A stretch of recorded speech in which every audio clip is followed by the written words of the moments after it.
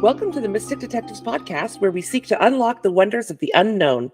I'm one of your hosts, Crystal Miller. And I'm your other host, Andrea Marziano.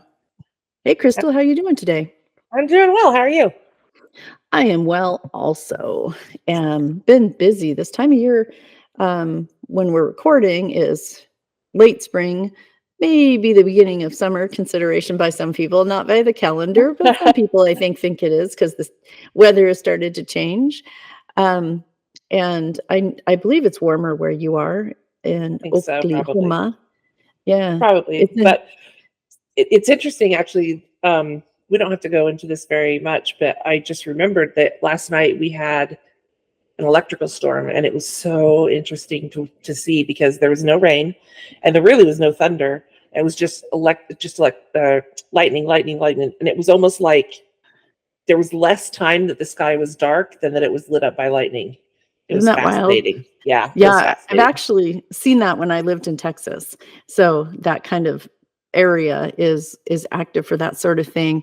I found it to be unsettling because I kept wondering. It's definitely unsettling, but it was, I was safe and warm inside, man. I was watching through the window. We did also get a tornado warning. So we did have to go into, the back in your closet shelter. Yeah, exactly. But it was fascinating. Oh my goodness. Fascinating. And Odyssey got some pictures of some cloud formations that we hadn't had any warnings at all that there would be a storm. And Odyssey was outside and just happened to see that some cloud formations that were odd.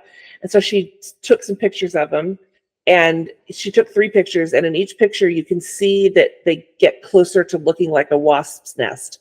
And then the next picture closer to looking like a wasp nest. And on the 3rd picture that she took, she came in and she said, "Mom, I think something's wrong. I think something's coming." And I was like, "Wow, yeah, those are cool looking clouds. I don't know. I'm not a meteorologist." And sure enough, all of a sudden we got the National Weather Service, beeping that sounds like the Amber Alert thing. And it was like, oh my gosh. But anyway, we don't talk about that much, but it was wild. Wow, it is. Weather patterns and weather changes like that, especially sudden ones, are just bizarre. Really are. And it just, I don't know if they were close enough to you to feel the electricity. I was outside one time when I was in thank Texas. Goodness. Yeah, and I felt it. And I knew, even as a kid, I knew that's got to be bad. So I went into the house, and I don't know if it's a wives' tale or if it was true, but they even said not to use the landline telephone if things like that were happening because electricity can come in through the line. Oh, interesting. Yeah, I don't know either. I don't know if that's yeah, so it could have been a wives' tale, but I'm glad your hair didn't stand up on end and nobody got struck by lightning in your family, and hopefully no one around. It's funny when those lightning strikes don't actually hit the ground, but they're just up there, and they're just up there, just rumbling away. Wow. Well, so other things I was thinking about while I was meandering through thoughts earlier today. We as nurses have talked a lot about different kinds of things that can happen. And one of the things that we have both talked about and have probably experienced is the kind of crowd mentality of people not being willing to do anything until the first person does something, whether it's an emergency, a medical thing, or something like that. And it just crossed my mind. And I remember a time I was in Snowmageddon in Austin, Texas. Speaking of weather, right? Right. About 4 years ago, I think. And we had all kinds of things happen. And then the fire alarm in the hotel went off. I was in the middle of teaching a class, and the people knew where I was and what was happening, and it was kind of precarious. So they said, "Well, you probably better stop teaching and go see what's going on." So I did, signed off and everything, and I went out into the hallway, and I looked, and there were people all in the hallway, everyone kind of looking out their doors or just standing there, but nobody was doing anything. And so part of me just thought, well, I'll just go back in the room because it's probably not that big a deal. But then I thought, oh my goodness, so many crazy things have been happening. I'm going to go out and look, because the last thing I want to do is end up in a real fire and not have taken action. So I started down the stairs, and then when I did, it was like a whole herd of people followed me down the stairs because it took my action to do something. And I just thought that was quite like breaking the seal, right? Yeah, exactly. And I felt like it was kind of a social experiment, not that I did it on purpose because I had nothing to do with it. But have you ever experienced that where you've been in a group and nobody did anything until somebody did something?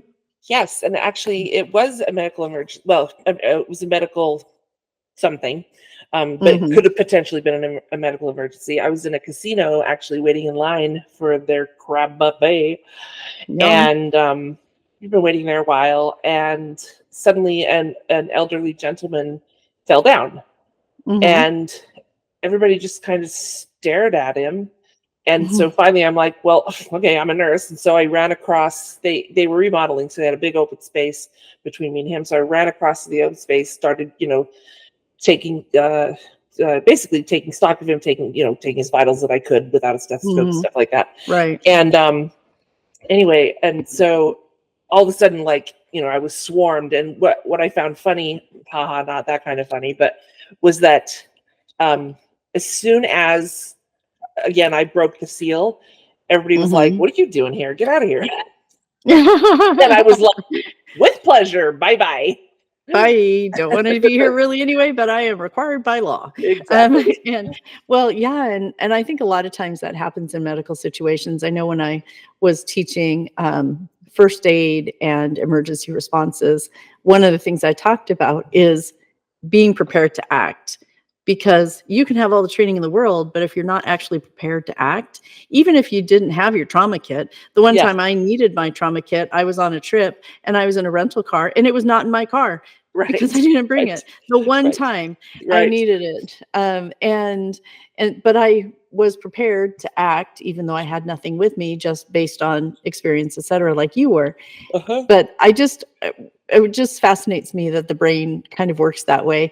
And then I was listening to my podcast, This Podcast Will Kill You, it's about medical sort of things. And they were talking about how our brains work or don't work based on a lot of factors. And so that's probably why this came to mind for me, into Yes. my That brain makes that sense. hopefully is working.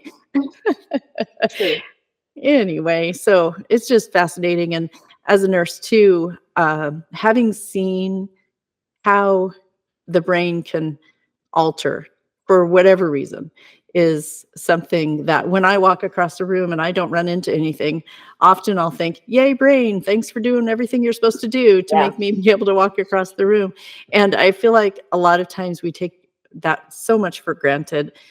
And I try to thank my brain from time to time just to say, thanks for your job. And so, listeners, if you haven't recently, I invite you to thank your brain for all that it does for you every day. I There's my remember public service. I remember my first traumatic brain injury or TBI patient, and I remember she's very, very combative. And I remember that her parents were so embarrassed and kept telling me, she's not like this. She's not like Right. this. She's a sweet girl. And I Mhm. remember like trying to explain to them how this is just sometimes a side effect of a brain injury, and it has nothing to do with whether or not she's a good person or not, Or you whether or raised her not, right or whether you anything. raised her right. Yeah, exactly.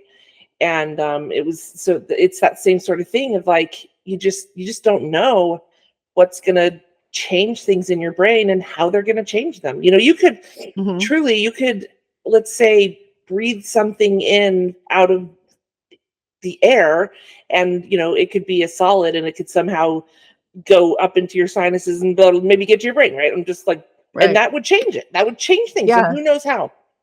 Well, you talk about things like mercury poisoning, Mad Hatter disease. Yeah. That's Yep. how it happened. That was actually transdermal, so the mercury in the hats, the felt hats that were made firm by mercury Uh-huh. somehow, absorbed into people's heads Yeah. and caused all kinds of problems. And just that imbalance of now having mercury where it does not belong Yep. changes things. So Changes things. anyway, Yep. we digress just a tiny bit. Sorry Hey, guys, we just love medicine also. we do. So what are we talking about today? What's a mystic topic you've got for us? Oh, today we are going to delve into the phenomenon of ley lines. Have you heard of ley lines? I have, but I know nothing about them really. So ley lines they're hypothetical alignments that connect ancient sites or monuments or things of not value, what's the word I'm looking of import. I'm afraid, just let me back up for just a second. I do want to apologize to our dear listeners that I am what my friend once called me, a walking dictionary. I actually have trouble using $10 words when a $1 word will suffice. So I apologize in advance. I try to not do that because why, right? Like, let's make it easy to understand, but I just want to let you know I'm aware of it and I apologize in advance. So, and yeah, we both share that feature, as in many features we do share. And definitely. so it's not that we're attempting to be highfalutin. It's just Right. I was raised by an English major. So I was raised by an English major also. So there you go. What a coincidence. So, but do tell me, I actually thought that a ley line was a physical thing, but what you're saying, it's not physical? It's not physical. There's been some research recently into whether or not we can actually find ley lines, but the concept was first proposed by an amateur archaeologist named Alfred Watkins in the early 20th century. He suggested that these alignments were not random but deliberate. They served as ancient pathways for navigation or religious and ceremonial purposes. And he's actually the one that coined the term ley lines when he wrote a book called The Old Straight Track, which was published in 1925. And his theory was that prehistoric societies may have used these lines as guides for travel or markers for trade routes. There are theories that you can go from the lost city of Atlantis to, I just forgot the name of the other one. Lemuria, that's the other one I couldn't think of. So, yeah. So, but the ley lines may be a travel route between the lost cities. Well, wait, can I ask you a question? Sure. Okay, so it's spelled Ley, right? Yes. Does that mean something that you're aware of? It does. Let's see. What it means is it actually is borrowing the term ley from Old English, which means a cleared or straightened strip of ground. So yeah, so it does mean something. It's interesting, yeah, because I wondered the same thing. So obviously I looked it up because I was able to tell you. But and then people started to kind of pay attention to what Watkins was saying, and ley lines, kind of the idea, gained traction in archaeology, geomancy, New Age stuff, mystical research, that sort of thing. And what I find interesting is that archaeology, it did gain some traction in archaeology. And when you think about some famous potential ley lines, you can see kind of why archaeologists would be interested in perhaps studying them, because a lot of our ley lines, the hypothetical, the theorized ley lines, establish straight lines by aligning significant landmarks such as standing stones, hilltops, burial mounds, and other features of the landscape. And so, so a ley line, though, is it? I keep thinking of like a vortex where I can feel the energy in a vortex. Is it something people feel, or they just sort of imagine it's there to connect these points? Well, it's yes and yes. Okay. So one of the things about ley lines, if you consider, I'm trying to think. By the way, fun fact, I once had somebody who said, "You're either thinking or not thinking. You're not trying to think." Were they plagiarizing Yoda? I don't know. But anyway, I digress. Think, not to think. Yes, that is the question. So the way that we do, I can't think of the word now, of course, math, like how you can make an equation or something. Yeah, make an equation. So let's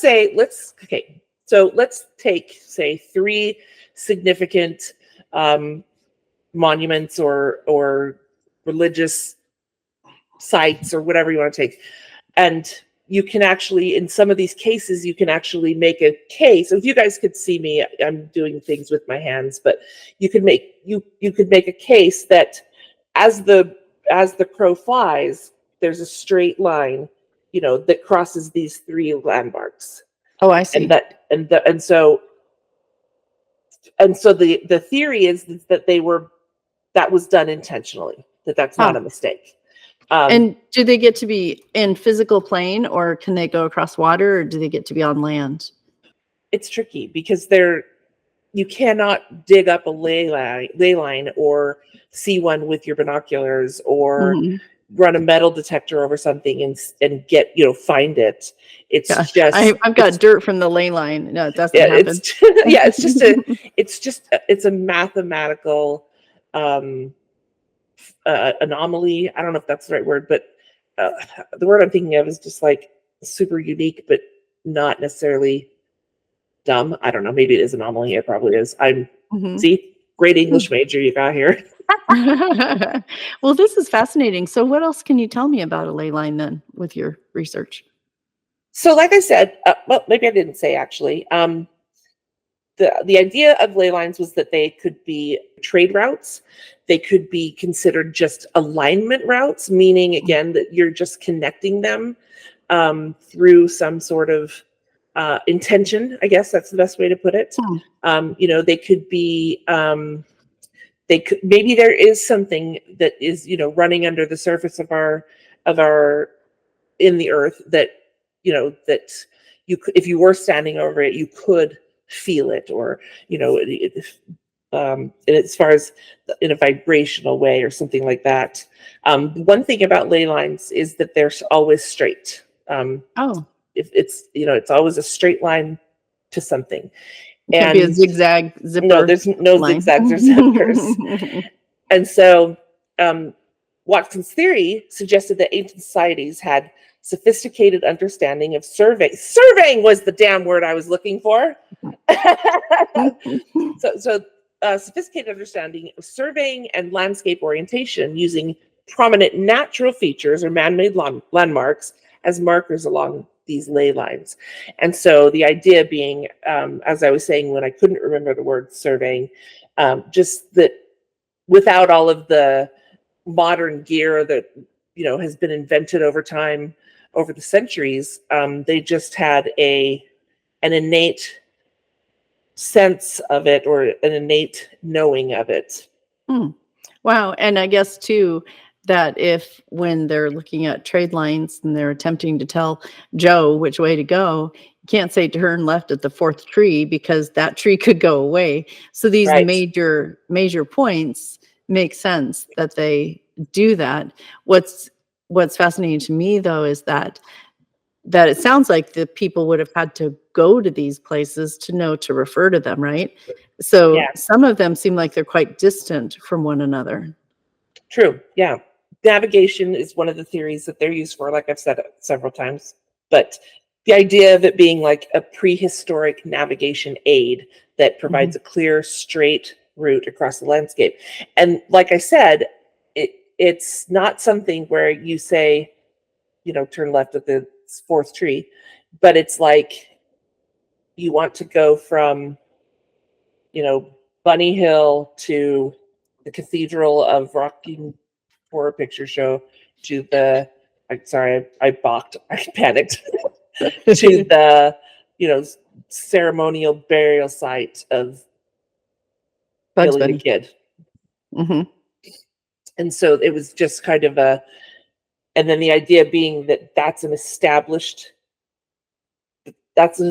route, and not in the sense of like there's an established route from Mississippi to Oregon when you're going, on the Oregon Trail.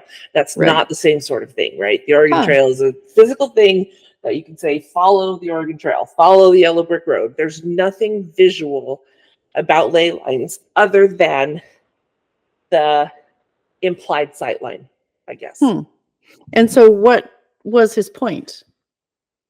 Well, his point was that if we could continue this process of alignment as we, continue to build things in the world and live in the world and that sort of thing, that um, we would uh, stay in line with our ancestors and with the practices of ancient peoples who didn't have to have a calculator or a protractor or whatever to find these. You think about, sorry, I didn't finish that sentence, but you think about Stonehenge is a great example. of where there could be ley lines. Or let me rephrase that. Stonehenge is a physical representation of ley lines. And so when you go outside of when you kind of walk away or expand on Watkins' ideas, then you can get into geomantic perspectives like earth energies. Geomancers and proponents of earth mysteries interpret ley lines as pathways of subtle energy flowing through the earth's crust. They believe that ley lines carry vital forces or chi that influence human consciousness, health, and well-being. And so it's interesting because we were talking about this a little bit today. Practitioners may use dowsing or other divination techniques to locate ley lines and harness their purported energetic properties. And of course, not necessarily geomancers, practitioners of geomancy, but we know that lots of people back in the late 19th century did a lot of divination with divining rods or magic rocks or things like that. When I was living in Monticello, Utah, there was a person who went around and used his divining rods to find the well locations that people would dig. And he was very accurate with it, which is, so you're saying that some people think that is also involved with the ley line. So maybe the water is somehow involved, or is it just a separate thing? I mean, that's the theory. Again, nothing about ley lines has been proven, so it's all theoretical at this point. But there's something to be said for anecdotal evidence. It's like I was watching something yesterday, I think, and it's like 1 time is a fluke, 2 times is weird, 3 times is a coincidence, 4 times is not. Right. It may be evidentiary. Yeah. And so I think we should not ignore the anecdotal evidence, but I also feel like, and this is actually just a personal opinion that I have, and it may be controversial. I don't know, because I don't know, but I do believe also that there are people who will provide false anecdotal stories or evidence for personal gain. Yeah. That's not to say that anecdotal evidence should be ignored, but this is the case where I would recommend, using your intuition. And I'm kind of going off track, but just, when it comes to anecdotal evidence, I guess, use your intuition, watch for red flags, and get a second opinion or find another source. Well, and yeah, that makes a lot of sense. And sometimes I feel like some people might be swept into an idea or a thought, and maybe they don't feel exactly the same thing or have the exact same experience, but they really want to. So they can start to believe. Have you ever been in a situation where you've heard a story enough times that you started to believe it was your story? Yeah. Yes. And I actually have a few that I'm still like, no, you're wrong. And Holly's like, you're an idiot, you're wrong. And I'm like, no. Well, and so that can come up too. And so, as to your point, deciphering those things is important for whatever the objective the person may be carrying is, that I want to learn more about it, or I think I've had an experience, maybe just talk to other people, like you say.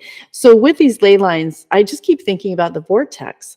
Is having been involved in one of the places I've experienced vortex is in Sedona, Arizona, and it's well known for the feeling and the presence of vortexes of energy. And I just wonder if this is somehow connected. Could be, very much so. I know that there are a lot of people that do think that it has to do with spiritual connections, where the ley lines are seen as channels of spiritual energy that, where it can flow through to places. And I can see why, there might be places like Sedona, or there's one in New Mexico also that I can't remember right now, but where it does just kind of collect or linger because of who knows why. Maybe, maybe there are, all theory again, but maybe there a lot of ley lines that cross over in those areas, right? There's more overlap there Right. than other places. Yeah. Wow. This is fascinating. Yeah, I agree. Another thing that's interesting is that some people theorize that ley lines are actual manifestations of sacred geometry, where you can Uh-huh. actually find those geometric patterns in ancient sites that are also ley lines. And, Wow. these patterns encode the universal truths or the spiritual teachings, reflecting the interconnectedness of things, right? So ley lines work in sacred geometry to connect everything in our experience, right? Wow. And also for our listeners, for reference, if you haven't listened to the podcast before, we have done a podcast about sacred geometry and we go into depth about that. So if it's a missing piece for you, we invite you to go back and listen to that podcast Sure. episode. Right. There's also the idea that ley lines may connect people, and so you may have a ley line connecting you to your soulmate or your Twin sister. twin sister, or your twin flame, or I mean all sorts of things like that, right? Sure. And so there's the idea also that ley lines might connect the earth to the heavens or to the universe, that they may create a bridge between the material and spiritual realms. Ley lines may be conduits for higher consciousness, for divine wisdom, spiritual awakening. You kind of think, if you want to put it in something, into a context that people may be more familiar with, you could maybe consider Jacob's ladder like ley lines, right? Yeah, it's fascinating. And you had mentioned briefly Lemuria. What did you see something of that in your references? Yeah, I had actually said something earlier in the podcast that there are people who believe that that ley lines connect lost societies, and like Mhm. Atlantis and Lemuria, and that's why we Wow. can no longer see them or be in them, because we don't Wow. connect with those ley lines anymore. And of course, there's always conspiracy theorists. And I just want to say, unless you're harming people, go ahead and be a conspiracy theorist. There's few conspiracies I theorize on, so I got no shade for conspiracy theorists, with the exception of Harm. it's doing Mhm. actual harm. Then I'm not okay with it and stop it. Conspiracy theorists that ley lines are the cause of UFO sightings, ghostly apparitions, and anomalous energy Yeah. fluctuations.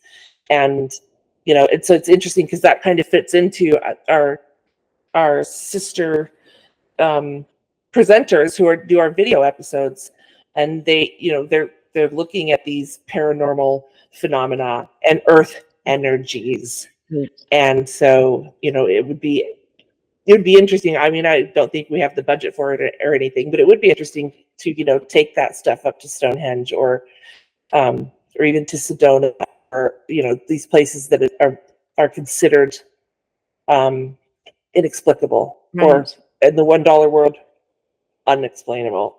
Right, right. Well, and I am in for that trip. I'm absolutely going.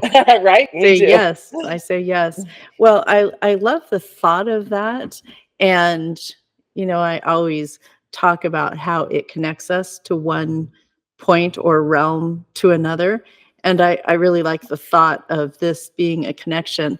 It reminds me of a show I used to really, really like, and it was talking about threads, how we're all connected by threads, and this feels similar to me, that these are threads that connect us, and in a way that we can't explain. Most of the threads we Right. can't explain. So it brings up some thoughts for me about that, and I like the idea. It's funny you say that, because a little bit kind of veering away from that topic, but I've many times experienced in my life threads connecting me to things that I don't want them to be connected, that I don't Mhm. want to be connected to. And so I've often done, some sort of ceremonial, intentional severing of those threads. Sure. And it makes me consider, just veering back into the topic, makes me consider the idea that ley lines are not all about positive stuff. Who knows, right? Like, Mm-hmm. I don't know, because if I'm connected to everything in the universe, then by God, I'm connected to Jeffrey Dahmer, and that sort of thing. Yeah. And so that's another way to think about it, is that, we tend to, when we talk about mysticism and the universe and those sort of things, we tend to keep it in this positive light. And that's not to say that that's not okay, but I do wonder, is there a dark side to ley lines? And I don't know the answer. I don't even Yeah. know if there's a theory of a dark side to the ley lines, but just made me think. Well, and with our podcast episode about sacred geometry, one of the things I read did reference that some of these patterns are patterns and outlines of things that also happen in a bad way. Like you said, Jeffrey Dahmer, or sociopaths or psychopaths are part of this pattern. So the idea that I had not brought that up in our presentation, but in it, it was saying that that is just part of the natural sequence. And I feel like you're correct about saying there is some of that dark energy, and it makes sense to me that you would want to separate those threads from your personal space, because things will still happen even if we don't want them to, I think. And sometimes those dark energies will overtake people. And so to separate yourself from that in an intentional way is probably important. And of course, this is theory by Crystal and Andrea. Yeah, of course. That's one of my favorite theorizing plans. So what else? I guess my question is what did Watkins, you said, what, why what does he hope to gain? What does he want to explain? I just don't think I understand what his point was. Well, like I said, he was an untrained archaeologist, amateur archaeologist, and he just felt like he had found them, and he wanted to share them and see if they could be found. Basically, he found one example of what he considered a ley line, and then he wanted to see if he could find it again, that sort of pattern Like again. repeat it or have a repeat experience? Yeah, but maybe in a different ley line, or I don't know if you can say in a ley line, but with a different ley line, right? And apparently it caught on, because I mean, I know I've heard the word, even though I didn't really know what it meant. Sure. I actually thought it meant something a little bit different, more tangible. Sure. But so what, have other people done research on this, or how has it moved forward? They have. And I was going to say, if you want to know more about it, he did write a book. It's called The Old Straight Track. And that is, you can get his full theory and his opinion on ley lines from that. So, of course, there are a lot of skeptics. So there's skepticism from the scientific community for reasons that they give as, like, one of the primary criticisms is that there's no empirical evidence, meaning that there's nothing that you can see, touch, feel, there's just measure. There's just nothing there's nothing tangible or measurable about what the purported ley lines. There's also, of course, the idea of subjectivity and selective data. Selective data's interpretation is interesting to me, because if I say I saw a rock hit that wall, bounce off, and hit a squirrel, and now the squirrel is bleeding, I'm going to say that rock made that squirrel bleed, right? Somebody may say, well, I'm going to ignore that I saw a rock, and I'm just going to say something made that squirrel bleed, right? And I mean it specifically with cherry picking. So even if I saw the rock, I'm not going to acknowledge it. And that tends to happen a lot, particularly with anything that you might consider under the umbrella of, which is mystical things and things that can't be explained by just everyday explanations. So I think that's important to And then, of course, there's always the three sides to every story: your side, my side, and the truth, right? Right. And so there is skepticism. There have been studies trying to get empirical evidence, but it's a big hurdle for ley line theory, because one of the fundamental issues with ley lines is the subjective nature of their identification. Unlike physical phenomena such as rivers or mountains, ley lines are often defined based on perceived alignments of landmarks or features in the landscape. Without objective criteria for identifying them, their existence, how they work, it all is just open to interpretation. Some researchers have identified that it's inconsistent, in that they see little consensus on where these ley lines lay, or how they're mapped, or what where you can assess their properties, sort of thing. So and then, of course, there's also the idea that it's just cultural, and so there may be some sort of cultural reason that we don't know about, ancient cultural reason that we don't know about, that things were built in this way. And it has nothing to do with anything other than, this is how my dad taught me to do it, etc., etc. Right. Yeah. And then, of course, there's always confirmation bias, which is I'm going to make myself believe it. So I'm going to selectively focus on what supports my beliefs and dismiss anything that doesn't, just I'm right. The end. Yeah, human nature. Yeah, I am going to prove it. I hear all the time, if you look hard enough for evidence of what you believe, you will find it. Right, exactly. And this could be one of those sorts of things. Has anyone else attempted to create anything or use the ley lines in some sort of a project or anything like that? I didn't find anything formal, just that, I mean, there have been, fictional novels that include ley lines. Yeah, it looks like Dan Brown used ley lines in his books, like Da Vinci Code. Da Vinci Code, yep. And Angels and Demons, and Neil Gaiman and James Rowlands. There's art has been made with ley lines, artworks depicting ley lines, in ancient ruins or mystical landscapes. Wait, you mean Neil Diamond, the singer? No, Neil Gaiman, Gaiman. Oh, I heard Diamond. I was like, he sang a song about a ley line? I didn't remember that. I thought I heard them all. My mom had us listen to Neil Diamond. Okay, that makes more sense. So you also can see ley lines frequently in movies and televisions, particularly plots that are supernatural or exploring ancient mysteries, paranormal theory, thrillers,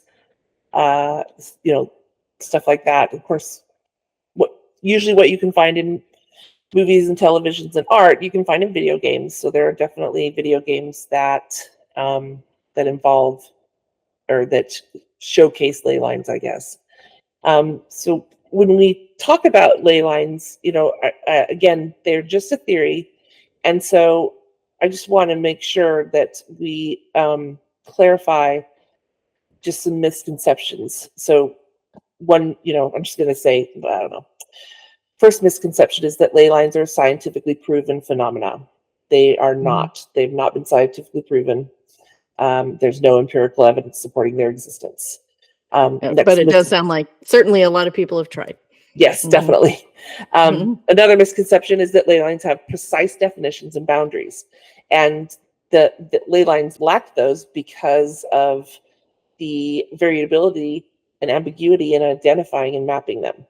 So different researchers may define ley lines differently based on subjective criteria, resulting in inconsistencies and disagreements.